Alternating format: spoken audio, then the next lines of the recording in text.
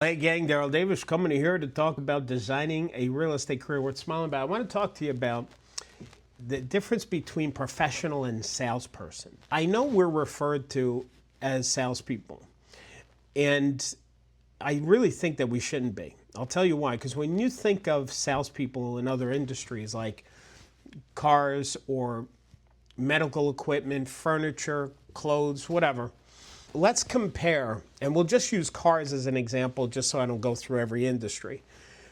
But when I say cars, just think of other sales industries. Do they have to be licensed in order to practice their profession? Of course not. Oh, and there's another one, practice their profession.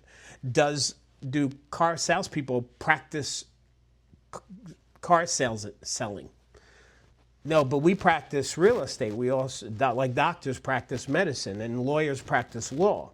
Okay, so license, we have license, they don't. Practicing, they don't practice. Do car salespeople have to go for CE license, CE classes? Of course not, because they don't have a license. We do.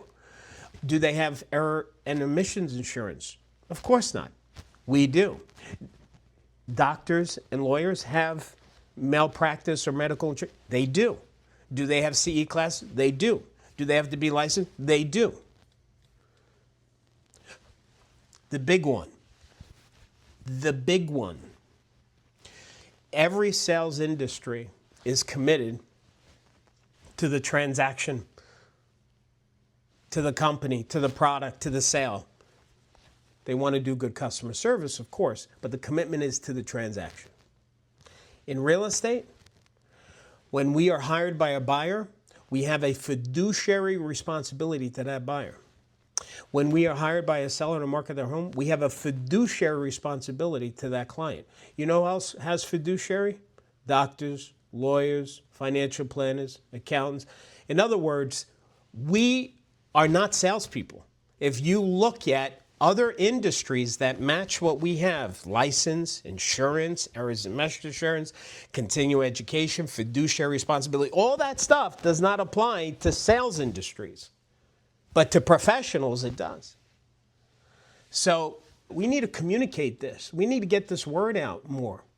And one last thing on this is we need to be the change that we want to see. I've done some videos about how people are acting like on social media, just these silly wannabe influencers doing inappropriate videos, downgrading the perception that people have of our industry. So if we want to be respected by civilians as professionals, as we should, we need to do some work. We need to have some integrity in what we do. We have to fill out our forms complete. We have to be better at communicating with our clients. We got to be better at not having full voicemail. We got to be better at returning people's calls. And we certainly can't look foolish doing these social media posts just to get clicks, likes, and views.